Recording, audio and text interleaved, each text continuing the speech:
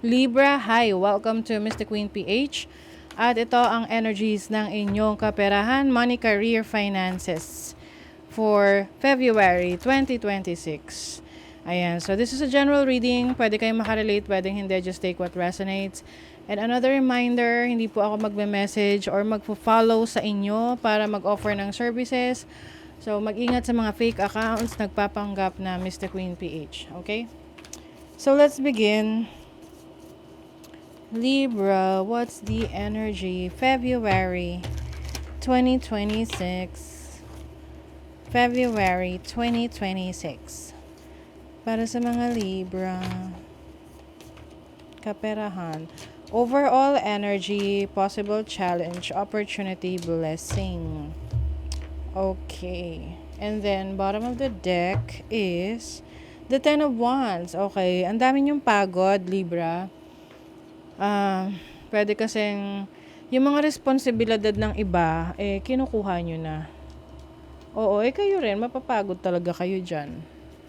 'Di ba? The Emperor, kasi yung iba, you really want to prove something na parang, you're one of the best, ganyan. Kaya lang minsan, ikaw rin yung nagsasuffer. Oo. Okay lang sana kung nakukuha mo lahat ng credentials. Paano kung iba yung nakakuha ng credits, 'di ba?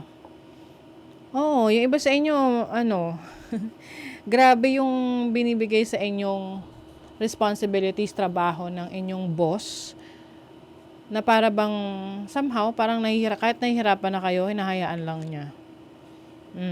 'Di ba? Although, meron kayong opportunities, no? Nasa sayo kung gusto mong magstay dyan.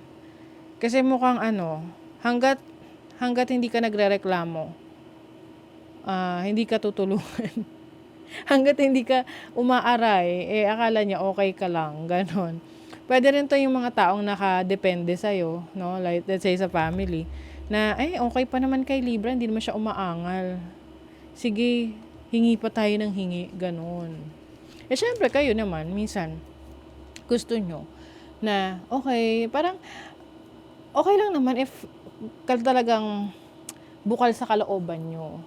Oo, I get it. Gusto nyo kasi na makapagbigay ng kasiyahan sa inyong mga mahal sa buhay. Pero ang tanong, kumusta ka? 'Di ba? Kumusta ka? Kaya pa ba? Oh. So kung kaya mo, edi go. Pero kung alam mong nahihirapan ka na, ayan basta yung nahihirapan na eh. Parang lahat na lang inasa sa inyo, no? 'Di ba? Yung iba nga tinitake advantage pa kayo ng ibang tao eh. Kasi wala, hindi kayo nagrereklamo. Pero alam nyo, merong mas magandang opportunity elsewhere para sa inyo na kung saan makukuha nyo talaga yung dinideserve nyo. Yung recognition. Ace of Cups, the King of Pentacles. Sa career to ha. So, kailangan lang talaga, you know your worth. Oo. Alam mo dapat yung value mo. If masyadong maraming binibigay mo, pero yung nakukuha mo out of it ay kukonti lang, no? It's not worth it. 'Di ba? Parang ikaw na rin nagbigay ng value sa sarili mo na, itong sangkaterbang trabaho, responsibilidad na to, halaga niyang piso. 'Di ba? Tinatanggap mo eh. Okay lang sa'yo eh. 'Di ba? So, hanggat okay sa'yo yun ang value mo. 'Di ba? Pero kung ma-realize mo na, teka, hindi ko value to Value ko milyon. Di aalis ka doon kasi hindi mo value yun eh. Ayun hahanapin mo. Oh my God. Oh my God, nakatago to kanina. Hahanapin mo, mag-explore ka na ibang opportunities. 'Di ba? Para merong bibigay sa'yo na dinideserve mo. 'Di ba? Three of Cups, this is your energy. Merong celebration. Maaring you will be meeting new friends. And I see meron dito mag-uusap-usap na magkikita na magkakaibigan. Tas they will i-update nila yung isa't isa about life, ganyan. Syempre pag-uusapan ng career, ganyan. So maaring magkaroon ng comparison. I also see na meron ditong pwedeng tumulong sa'yo. Like magbigay sa'yo ng opportunity. Kaya lang minsan kasi yung iba, ayaw nilang tanggapin na kailangan nila ng tulong. Dahil nga sa pride and ego. But there's an opportunity for you na you are about to stay or to try something new. Merong exploration. Your opportunity is to see things clearly. Temperance is about patience, being like parang may inaayos ka. Ina-alchemize ka na sitwasyon. Na yes, meron kang understanding ng sitwasyon mo, but at the same time, you are also practical and logical sa changes na gagawin mo. Kasi hindi naman pwedeng porket ayaw mo ng sitwasyon mo sa career mo, trabaho mo, magre-resign ka na agad-agad nang wala ka namang pupuntahan. 'Di ba? Ano 'yon? Kaanuhan 'yon, kaangahan 'yon, 'di ba? So dapat kung ikaw ay aalis sa isang toxic situation sa workplace, meron ka dapat ng kapalit. Oo. Kumbaga, nire-ready mo na yung sarili mo.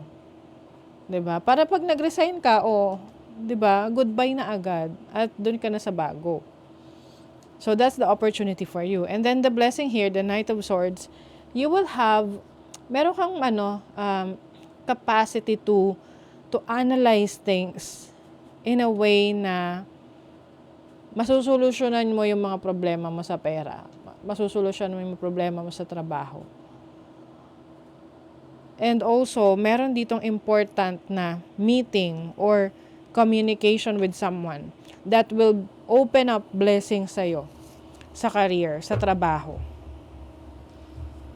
Pwedeng itong taong to makikilala mo sa isang party or i-refer ng kaibigan mo tapos nagkausap kayo and then nabilib siya sa kakayanan mo at binigyan ka ng opportunity, 'di ba? 'Di ba may ending talaga, Something is ending. You are pagod ka na Ayaw mo na dun. 'Di ba? May deceit pa. Kasi pwede kasing meron dito natin i-take advantage ka na lang. Yung galing mo, yung talento mo. Hanggang kailan ka magiging okay dyan, di ba? See, you will pause and align yourself. Na teka, hindi ko to dine-deserve ha. Bakit ganito yung binibigay nila sa akin? Bakit ganito yung na-experience ko? So you will align yourself to your higher purpose.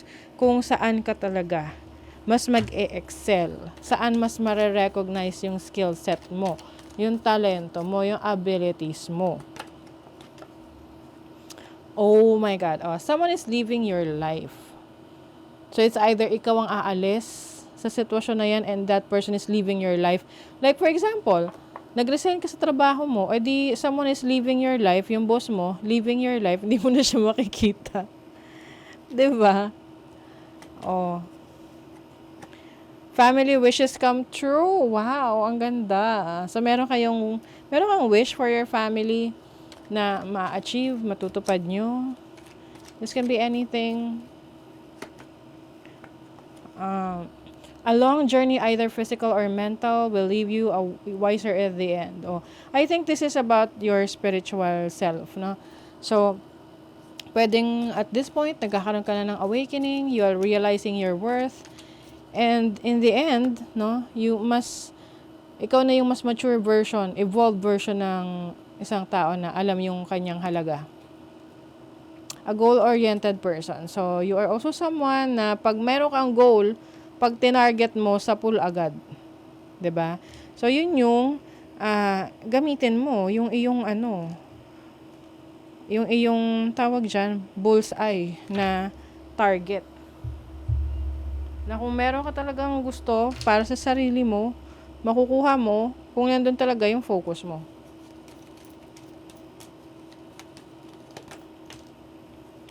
Financial freedom. Strive for financial freedom. Yung iba sa inyo, mag-i-increase kayo ng inyong income, ng source of income, or magbabawas kayo ng mga gastos na alam nyong hindi naman kailangan, na mabubuhay ka naman kung wala yon, 'di ba? Sabi nga kung ano lang yung money, ang hirap but ang thought nito is, yung pera na hindi mo ginagastos is ibig sabihin nun, ay pera na nasi-save mo. Ganon. Professional networking. Your network will also help you grow. Oo. Ito yung magandang epekto ng networking. Hindi yung mga networking na yung mga nag-aalok-alok ng mga products. Yung open-minded ka ba? Hindi gano'n na. Networking na you are connecting, you have a lot of contacts, friends, connections na eventually will help you, no? Lalo na pag nagka-negosyo ka. You'll never know kung sino yung tutulong sa'yo. Leadership skills, yes. So, some of you, Libra, you have this leadership skills na talaga namang pag-aagawa ng iba. So, yung abilities nyo na yan, to become a leader, a mentor, yan ay pagyayamanin mo. And magagamit mo yan to level up. Your dreams and desires are calling you to action. The journey begins today. Yes. O, ngayon na daw, sabi ng dreams mo. Ngayon ka na daw mag-take action. The time is right. Oh. The time is right to release old patterns and energies. You are ready to embrace change. Oh my God. Libra, ewan ko na lang. Hindi ka pa gumawa ng action dyan. So, that is your reading, Libra. Thank you so much. See you again.